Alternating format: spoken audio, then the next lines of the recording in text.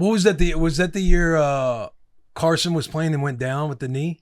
No, that was the year before because Carson went down with the knee. That's right, because that's when they won the Super Bowl. Nick won the Super Bowl, and then the season he came in, that's when Nick was benched. No, Carson was the starter. Carson had a back injury at some point right around when I got there that they didn't know. By the way, their doctors mishandle so many injuries, like so many. I'm talking about guys, they had to go to court for it.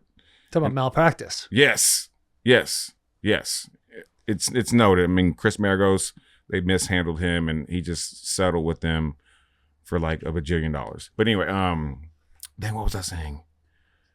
You were talking about Carson Wentz. Yeah. He had a back injury that they didn't know about. Started that year going on the playoff push. Mm-hmm. And it was a bigger deal than anyone thought it was. So Foles comes in and handles the show, and we end up pushing to the playoffs and end up getting, put out by New Orleans. But yeah, that was a different dynamic too. Foles and Carson. They tolerated each other, but you can tell they were not best buds. It's got to be hard, man, because it's like Carson. He was like a front runner for the MVP before he went down. Yeah, he was like because they were like what 12-0. Mm-hmm. Yeah, and then he goes down. They go on and win the Super Bowl with Nick Foles. Mm-hmm. Nick Foles plays well. There's all this talk going on because I want to say, was that starting to get into the COVID? No, yet, but people there. I would say there were question marks around like Carson's work ethic and buy-in in the offseason on whether it's, hey, are you staying with us to train in Philly? And it sounds like that's not the place you want to be at. So you might be somewhere else. And then, hey, who's going to be the starter? He was the MVP, but you also have the Super Bowl winner.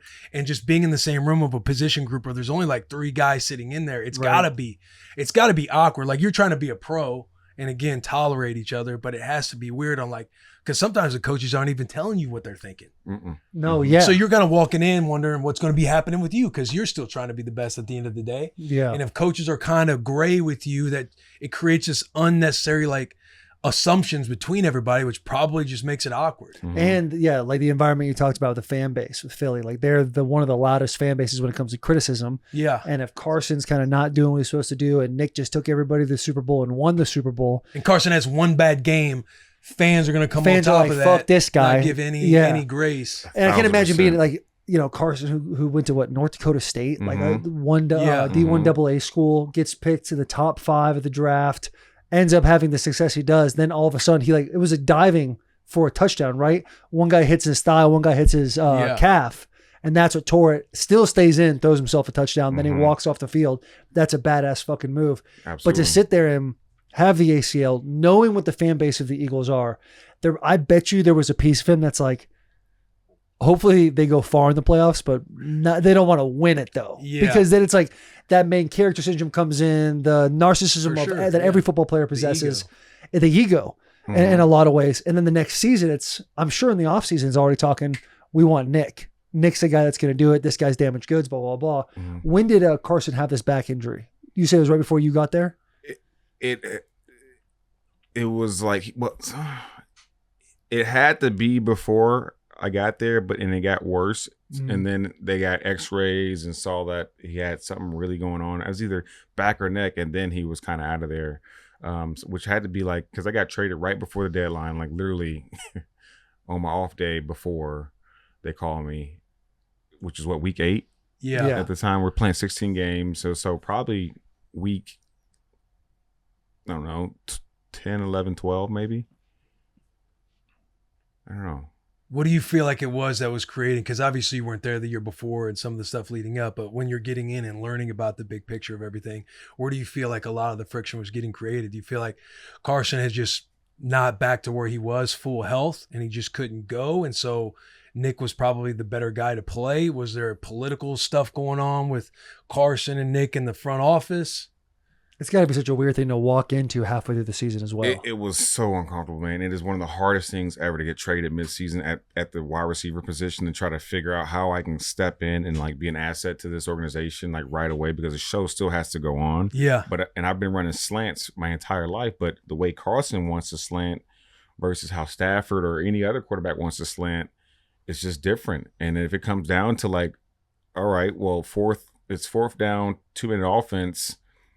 who am I going to go to? I'm going to go to the guy that I've been running the slant with the whole year. Nothing against your athleticism or how you run it. Just like I'm not completely comfortable. And that's just the difference between, the camaraderie that you have and the bonding you have. But to me, Carson, he was a young guy, and obviously being drafted in the first round and the city of Philadelphia is just hard, man. I mean, everybody knows their sports and everyone has an opinion and they are not afraid to boo you. You can have 11 straight good games and one bad game and you getting booed. And so like dealing with that as a young man is already enough. And you're the quarterback you're supposed to be the face of the franchise. And then this happens. Nick comes in, takes you the rest of the way. I know like on camera, I'm super happy for the guy, but deep down you're thinking like, man, is this the beginning of the end? Mm-hmm. How do they view me? Do they even think I was a huge part of the Super Bowl run? Although, I didn't take us the whole way. You just got all these thoughts that pop into your head. And so, you had Carson who was, after a good game, he's reading to see what they're saying, but after a bad game, he's reading to see, people absolutely shit on him. And like, I would walk up in the bus and I just like see him like kind of like to himself. I'm like, bro, it's all right, bro. Like, just bounce back. And you had Foles who was like coming to the locker room. He spoke with everybody. I wouldn't get a single pass the entire game, but in the fourth quarter, he'd make me think it was still coming. Hey, Golden, stay ready. I'm coming to you. And it just felt like and I was part of Carson's clique, but it felt like with Carson, he had his 4 to 5, 6 guys, offense, defense that he liked and he hung with. And that was all that mattered, right? Yeah. Everyone else, it felt like, bro, do you want to hang out with me or do you want to have a relationship? You want to have lunch, dinner? Can we do something together? And that's kind of just the feel. But I wasn't there long enough, nor did I want to even step into all that and deal with it. I just kind of was like, man, this is enough. I'm trying to figure out how to get to my apartment, to the facility, where the lunchroom is, what the playbook is. And so, but it's, that was just kind of the feel that I got.